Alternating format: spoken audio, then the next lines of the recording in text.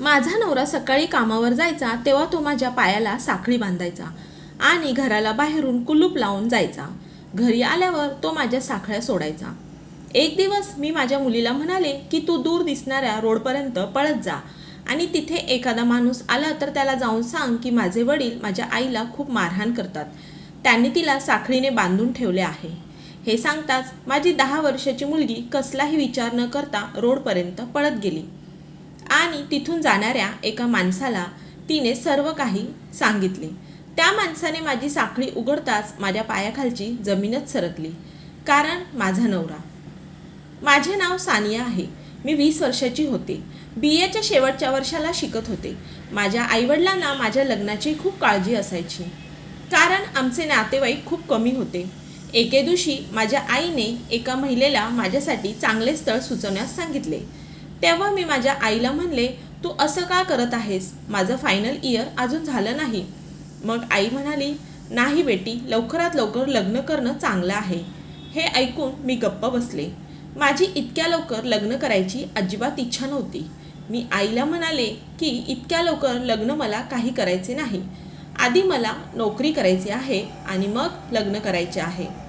असे बोलल्यावर आईने मला खडसावले आणि म्हणाली, नोकरीचे नाव घेतले तर तुझा बाप तुला मारून टाकेल. एक दिवस ती बाई माझ्या घरी आली. तिने एक माझ्यासाठी स्थळ शोधले होते. त्या मुलाने त्या बाईला 20,000 रुपये दिले होते. त्यामुळे ती त्या मुलाचे खूप कौतुक करू लागली आणि म्हणाली की तो मुलगा खूप चांगला आहे. नशीबवान लोकांना असा मुलगा मिळतो आणि तो शहरात राहतो. तो तुमच्या मुलीलाही त्याच्यासोबत शहरात ठेवेल. तो एक सॉफ्टवेअर इंजिनियर आहे. तुझ्या मुलीला खूप आनंद होईल. माझ्या मुलीला चांगले स्थळ आले आहे हे ऐकून आईला खूप आनंद झाला. आईने जास्त काही बघितले नाही आणि माझ्या लग्नाची तयारी सुरू झाली. तो दिवसही आला आणि माझे लग्न झाले. त्या दिवशी पाठवणीच्या वेळी मला खूप आश्चर्य वाटले आणि काळजीही वाटली की मी माझ्या आईवडिलांना सोडून अशा माणसासोबत का जात आहे ज्याला मी ओळखतही नाही. मग विचार केला की प्रत्येक मुलीला आपल्या आईवडिलांना सोडून एक ना एक दिवस नवऱ्याच्या घरी जावेच लागते. माझ्या नवऱ्याचे नाव समीर. लग्नाच्या पहिल्या रात्री तो माझ्याशी खूप प्रेमाने वागला. मला वाटले की समीर खूप चांगला माणूस आहे, माझी खूप काळजी घेईल. आणि हळूहळू वेळ निघून गेली आणि आमचे लग्न होऊन काही महिने निघून गेले. मग तो माझ्या छोट्या छोट्या चुकांवर माझ्यावर हात उचलू लागला. छोट्या छोट्या गोष्टींवर मला मारायला लागला. एकदा समीरला समजले की मी गरोदर आहे. त्यानंतर त्याने मला घराबाहेर जाण्यास टाळाटाळ करू लागला. एक दिवस समीरला लग्नाला जायचे होते, तर त्याने मला त्याचे कपडे इस्त्री करायला सांगितले. इस्त्री करताना माझ्याकडून चुकून त्याची पॅन्ट जळली. तेव्हा त्यांनी मला पट्ट्यांनी बेदम मारहाण केली. आणि विशेषतः जेव्हा पत्नी गरोदर असते तेव्हा नवऱ्याचे बायकोवर प्रेम असो किंवा नसो, पण त्याचे नक्कीच त्याच्या होणाऱ्या बाळावर प्रेम असते. पण माझा नवरा तो एक खूप निर्दयी माणूस होता. त्याने माझ्यावर कधीच प्रेम केले नाही आणि आपल्या होणाऱ्या बाळावर सुद्धा प्रेम केले नाही, कारण तो त्याच्या ऑफिसमधल्या मुलीच्या प्रेमात पूर्णपणे वेडा झाला होता. त्याला तिच्यापुढे कोणीच दिसत नव्हते आणि मी माझ्या आईवडिलांनाही काही सांगू शकत नव्हते, कारण आम्ही शहरात राहत होतो आणि मला त्याच ठिकाणी नेले जे माझ्या घरापासून खूप दूर होते. इच्छा असूनही मी माझ्या आईवडिलांपर्यंत पोहोचू शकले नाही. मी आतून रडत राहिले. जरी आम्ही शहरात राहत असलो तरी आमच्या घराजवळ एकही घर नव्हते. मला मदत करणारे तिथे कोणीच नव्हते. मग काही दिवसांनी मी एका मुलीला जन्म दिला. देवाने मला एक सुंदर मुलगी दिली.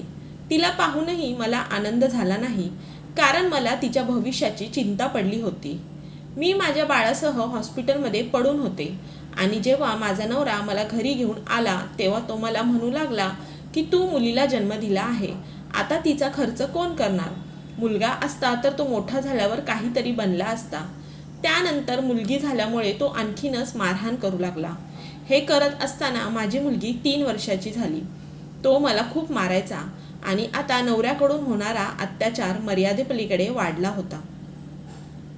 तो सकाळी ऑफिसला जायचा तेव्हा तो मला साखळदंडा बांधायचा. माझे पाय साखळदंडानी बांधायचा आणि घरात बाहेरून तो कुलूप लावायचा.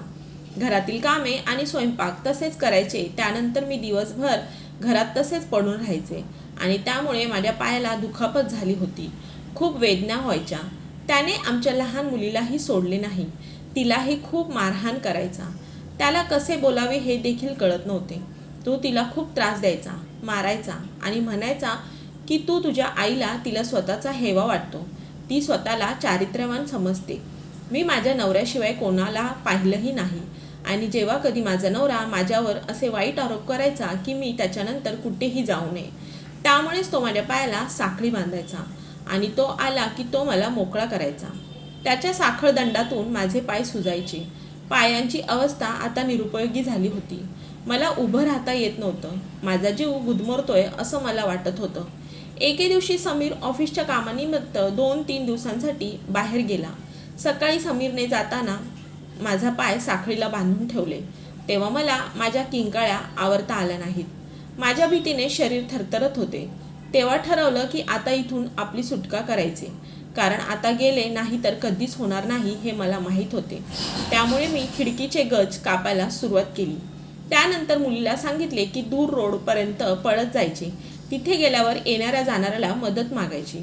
दुपारची वेळ होती. ऊनही पार कडक होतं. तब्बल 9 वर्षांनी पहिल्यांदाच माझी मुलगी घराच्या बाहेर पडत होती. तिला कधी सूर्यप्रकाशही भेटला नव्हता. त्यामुळे बाहेर पडल्या पडल्या तिला सूर्यकिरणाचा खूप त्रास झाला. तरीही मुलगी रोडपर्यंत कशीबशी पोहोचली. साधारण वय जवळपास 28 ते 30 असणारा तरुण तिला दिसला. तेव्हा माझी मुलगी त्या तरुणाला म्हणाली की माझ्या आईला खूप वेदना होत आहेत. तिच्या पायाला साखळदंड आहे. माझ्या मुलीने मी सांगितल्याप्रमाणेच केले. तिने एका माणसाला तिच्यासोबत घरापर्यंत आणले. मग तो माणूस माझी अवस्था पाहून त्याला माझी दया आली आणि त्याने मला सोडवलं आणि त्या साखळ्या तोडल्या आणि विचारू लागला की ताई, तुझी ही अवस्था कोणी केली?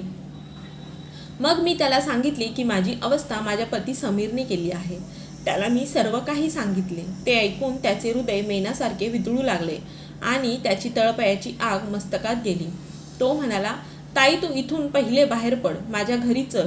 तो शैतान यायच्या अगोदर मी तुला बहीण मानले आहे. तू घाबरू नकोस. तो माणूस म्हणाला की तू आजपासून माझी बहीण आहेस. तो म्हणाला, ताई, जोपर्यंत मी आहे तोपर्यंत तुला कशाचीच भीती नाही. हे ऐकून माझ्या डोळ्यातून आनंद अश्रू वाहत होते, कारण समीर पुन्हा आला तर तो माझ्याशी तसंच वागेल आणि म्हणाला, तुझे आईवडील कुठे राहतात? मी त्याला माझ्या आईवडिलांचा पत्ता सांगितला. त्याने मला त्याच्या घरी नेले आणि पुढे माझ्या सुरक्षेसाठी मी माझ्या आईवडिलांना आणि महिला सुरक्षा संस्थेला बोलावून त्यांना मी 9 वर्ष कशी मृत्यूशी झुंज दिली हे सांगितले आणि जिथे माझा नवरा मला खूप मारायचा तिथेच पोलिसांनी त्याला बेड्या ठोकल्या. नंतर मला तिथल्या पोलीस स्टेशनमध्ये नेले आणि तिथे रीतसर तक्रार नोंदवली. त्या भावाचे आभार कसे मानावे हे मला समजत नव्हते. तेव्हा त्या तरुणाने पुढे येत म्हणाला, ताई, मला बहीण नाही. तू मला रक्षाबंधनला राखी बांधायला घरी येशील ना? तेव्हा त्या तरुणाच्या आणि माझ्या डोळ्यात अश्रू होते. मी हसत त्याला म्हणाले, का नाही येणार आणि आल्यावर गिफ्टसुद्धा घेणार. त्यानंतर माझ्या आईवडिलांनी मला घरी आणले. आज मी माझ्या मुलीसोबत माझ्या घरी आहे आणि मी जॉब देखील करत आहे. माझ्या आईवडिलांना यात कोणतीही अडचण नाही. मित्रांनो, तुम्हाला आजची कथा आवडली असेल तर व्हिडिओला लाईक करा, शेअर करा आणि हो, चॅनलला सबस्क्राईब नक्की करा. व्हिडिओ पूर्ण पाहिल्याबद्दल धन्यवाद.